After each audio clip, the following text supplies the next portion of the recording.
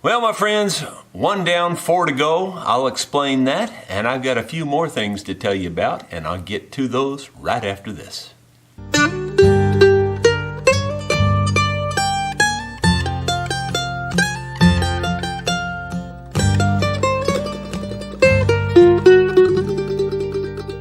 Hello, my friends. Jerry Rosa here in the Rosa String Works Workshop, and today is the very last day of your life that you'll ever see, February 2023.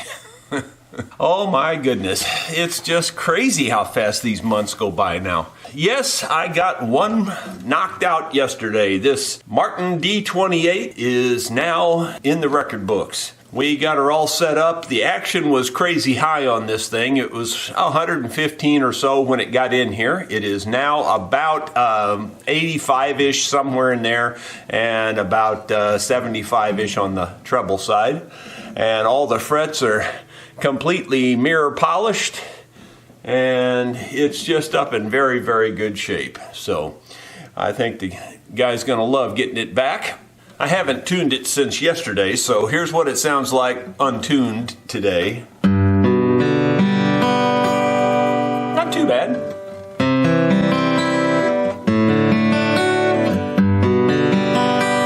Very nice and clean and crisp. It did have a lot of funky sounds going on. There was a lot of muting going on, especially on the B string, so it does sound clean, clear, and crisp now. I'm pretty sure he's going to love it. I hate to keep going back to the products I use page, but I'm still getting feedback that some people can't see the page.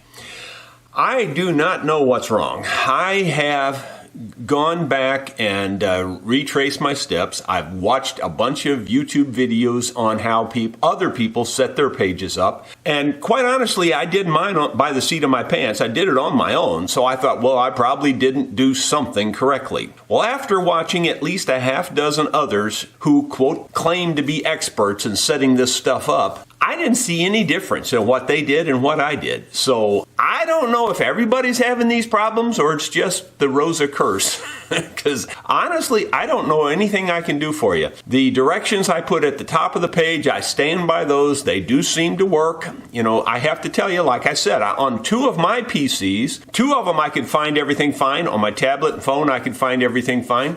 But on 2 of my PCs, I couldn't see the pictures either. And when I did those steps at the top of the page that I have written out there, it fixed the problem. So that's all I can tell you. There's been quite a few people email me and etc. So I don't know how to help you other than to tell you to follow those top 3 steps. Now, I have sent a note to Amazon explaining my crisis, my situation, and hopefully they'll come back with something. I sent them a link to my page so they could look at it. Maybe they'll discover something I've done wrong. I don't know. But all I can tell you is it works for most people, but there's a lot of people it's not working for. If you wouldn't mind, put in the comments if you're still having problems or if it works for you. Just, make a comment that it works for me or it doesn't work for me, that kind of thing. And if it doesn't work for you, I would really like to know, have you tried all 3 of the steps that I have outlined up there on the top of the page? That just is what it is. It's that Rosa curse thing. I'm telling you, it doesn't matter what I do. There's going to be something wrong with it. Please don't hear me say I'm really complaining because I still stand by. I am the luckiest human on the planet. I really am. I truly believe it. Not to really digress too much into that, but any one of us could be living in a wheelchair, and I'm sure some of you watching me are, and I'm not living in a wheelchair, so I count my blessings pretty much every single day. I am thankful for what I have, and I hope you are too. I just added this to the products I use page, and you say, what is that? Well, it's an angle cube. It's made by eye gauging. I consider them kind of middle line, electronic tools and precision tools, like you got Starrett, you got Brown and Sharp on the one end, and there's others too, quite a few others, Mitutoyo and all that. Then you've got the really cheap Chinese made stuff on the far right that has no real particular brand name, and then these things in between. eye gauging makes really good, affordable tools.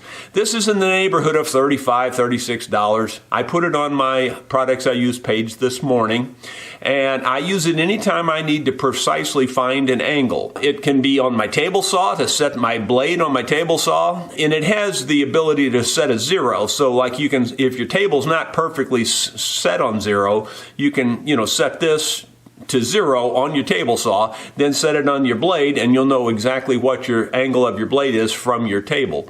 So it's a real good tool to have. You don't need it necessarily for doing instruments, but on the other hand, there are times when I've used it on instruments. I did add it to the list. Well, if you haven't guessed by now, the 1 down and 4 more to go is my reference to how many instruments are on the shelf, and that will determine how long it is before I take my break. And by the way, that break is not a vacation. It's a break from working on instruments. And the only reason I'm taking a break from working on instruments is because I can't work on instruments and get the other farm chores done. Those projects are too big, and I can't be trying to work on instruments at the same time. It just doesn't work.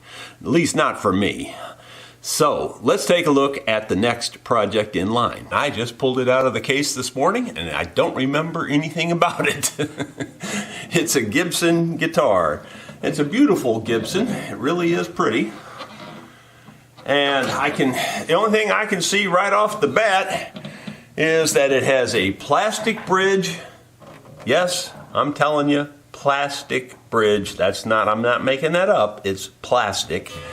And it is pulling off. So I'm pretty sure I know why it's here. That's the only thing. I don't see a note in the case. We may have something on the computer, or there may be another note that I haven't found yet.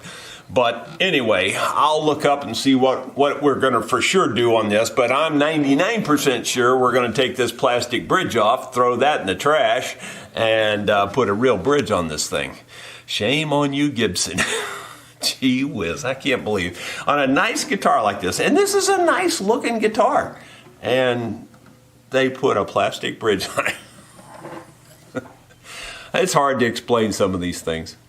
I showed you just what a piece of twisted elm looks like. Well, this morning I was trying to throw a couple pieces into the wood's furnace, and I pick up one, and another one came with it, and I threw them down on the ground trying to separate them. So I got a little short video clip just to show you again how stringy this wood is. Take a look. Here's another example of how stringy this wood is. Although it's been split, can you get it apart? No. See, just that one little string is holding it together, and it doesn't break. So you have to get a hammer or something to break it. That's how stringy this wood is.